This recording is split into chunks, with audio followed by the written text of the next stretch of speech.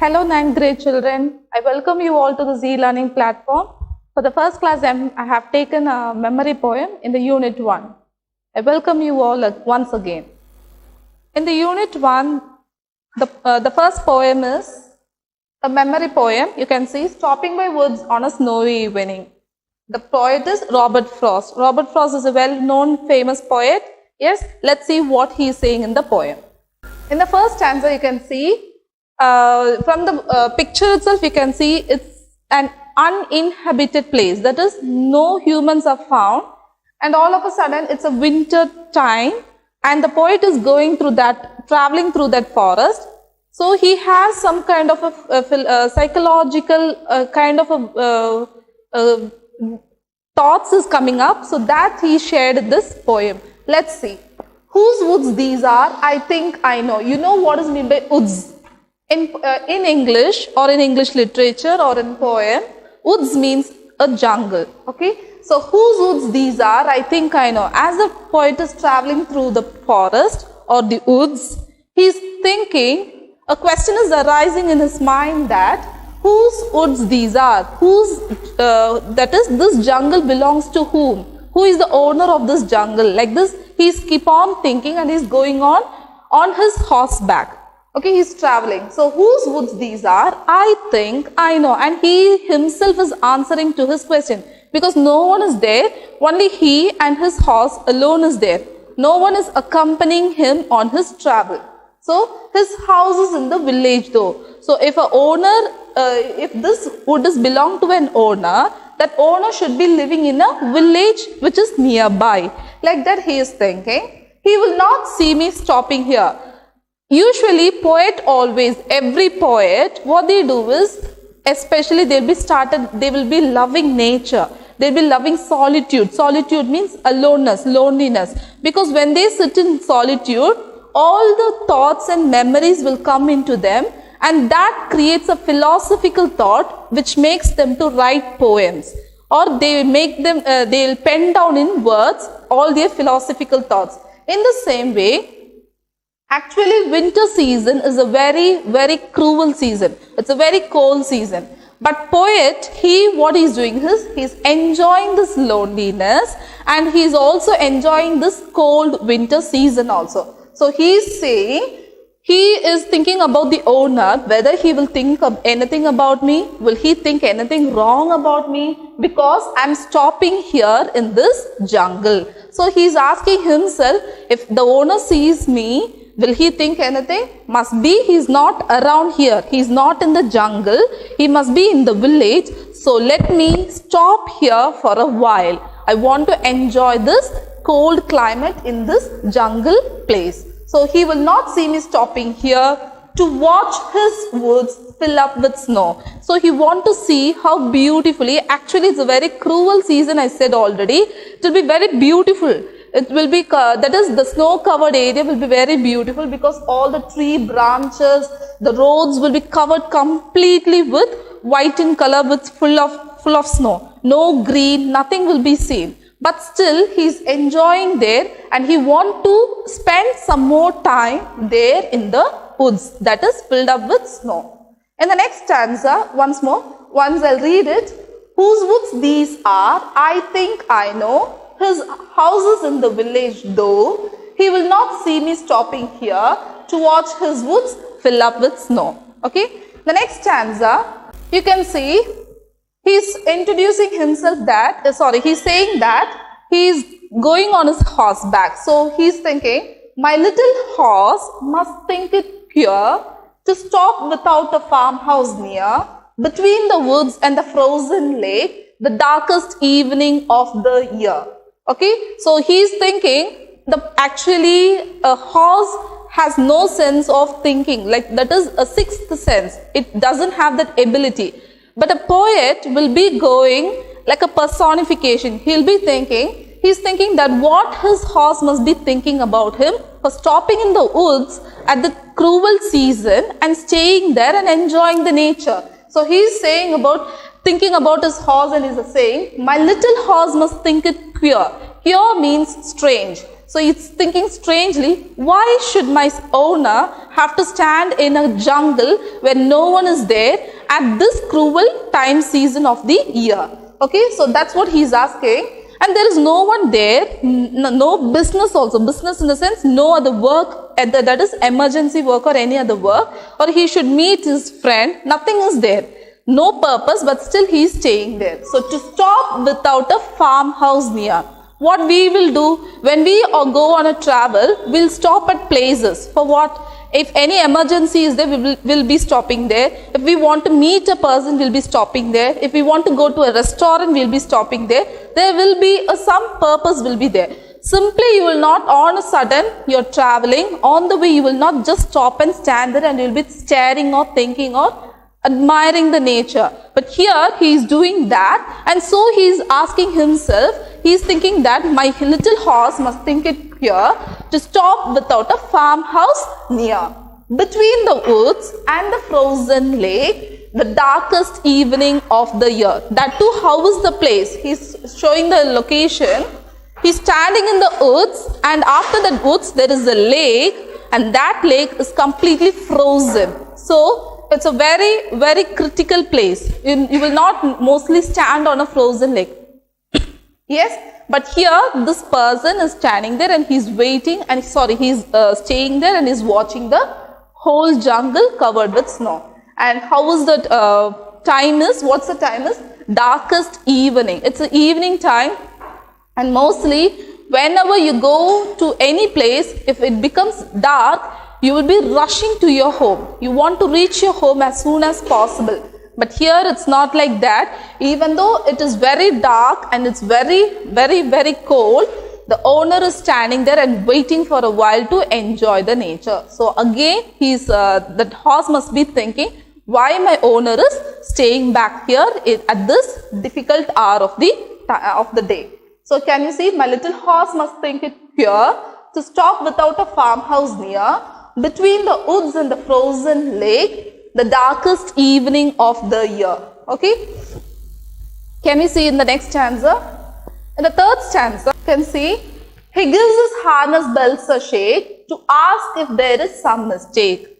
The only other sounds the sweep of easy wind and downy flake. Okay. So there is a character or there is a nature in animal. It's found to be like that. That is, when an owner, you can see your dog will be showing that, your pets will be responding with you. When you do something differently, they will be asking you, or they will be questioning you with their actions or body language as what is the situation or what is the problem, why you're stopping here or why you're doing like this differently. In the same way, he gives his harness bells a shake. Okay, actually that horse, they'll be having a harness here. They'll be tied up for the owner to catch them when they go in a high speed. They have to have a very good grip with the horse. So that harness will be having a tingling sound. Okay, so he gives his harness. When it shakes his head, there will be a tingling sound, and when it shakes like that, the owner will understand what that horse wants to communicate with them. So in the same way, the horse is asking him, shaking his harness and asking him, any mistake is there, any problem is there, why you're stopping here, like that, to ask if there is some mistake. Because the only other sounds, the sweep of easy wind and downy flake. There is no other sound. There is no human being sound, no animal sound for hunting. No other sound is being heard there. Just the fall of the snowfall sound can be heard, and the windy sound. No other sound is being heard. Then why does the owner is waiting there? There is no need for a hunting. There is no need for a meeting. Nothing is there, but still the owner is standing there. So the horse is in a big questioning mode. The next stanza. The woods are lovely, dark and deep, but I have promises to keep, and miles to go before I sleep, and miles to go before I sleep. Now you can see, even if we go to a green, thick forest also, you may not, you may not say, it's very lovely, it's very beautiful, I'm enjoying in a jungle, you will not say. That too if you go alone. Okay, that too if you go alone in the same condition on a horseback. I don't think you will be enjoying. But a poet who has a different kind of a mindset, who has a different kind of a philosophy. Yes, a person of a different mindset will not take things like that. Where an ordinary person may see things differently, but a poet takes it a different manner. He is saying the woods are lovely, dark and deep. Must be he is away from a crowded area. So a person always from a crowded area likes to be alone, or they enjoys that solitude, that loneliness, that the beauty of the loneliness, that too in the presence of nature. Whatever may be the season, but they are enjoying. That's what he's showing here. The woods are lovely, dark and deep. It's very dark and it's very deep. Deep means very thick forest. No one is there. Maybe some animals may be there. That too, that's a cold season. That too may be rarely found. So it's very lovely, dark and deep. But still, I want to stay some more time. But I can't stay back because I have promises to keep. Promises in the sense, for example, I'll say when your father goes to work in the morning, he will be returning by home in the evening at a particular time. Maybe an hour also you will be waiting. You will be waiting. At least in an hour, he'll be coming back. If it prolongs, what you will do? You will be started searching for him. In the same way, he has dear ones or someone will be waiting there at home and he has many works to be completed. Maybe in the evening you would have promised someone, I'll be back and I'll be giving you something, or I'll be doing something.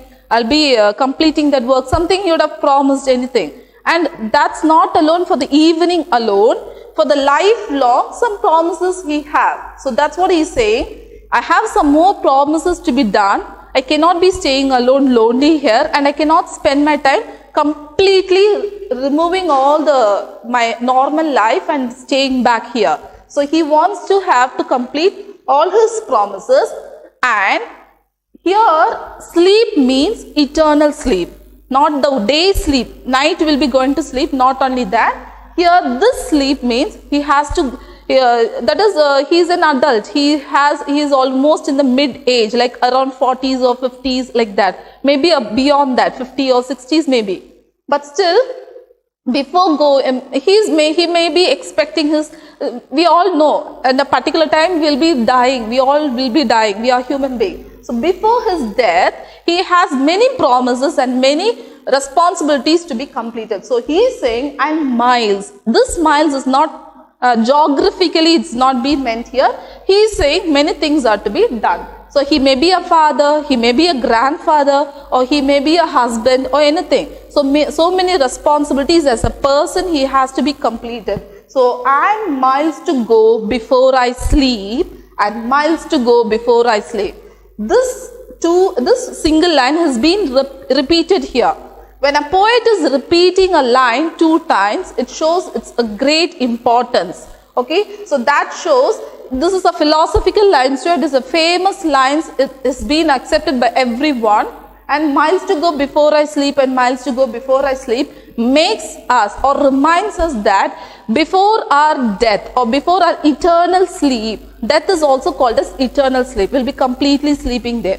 So before our sleep, everyone have to complete their work without postponing it. So you may be thinking, okay, today, today power cut, so I have many work to be written, but still, okay, let it be tomorrow, it's there. No, now lockdown only, no, I'll be doing it tomorrow. We'll be postponing it. When we postpone it, next day maybe you may be you will be falling sick, or you may be having some guests may be coming. So again, you'll be saying, okay, let it be tomorrow. And final day, what will happen? Suddenly, all of a sudden, they'll be asking for you to submit all your works. You have to sit in a 5 minutes or half an hour and you have to complete 1 week complete work. You have to sit and write hurry-burriedly. So when you do that, everything will be in mistake. Everything will not be proper. For example, I'm saying as a student, I'm saying how you will be postponing your situations or works.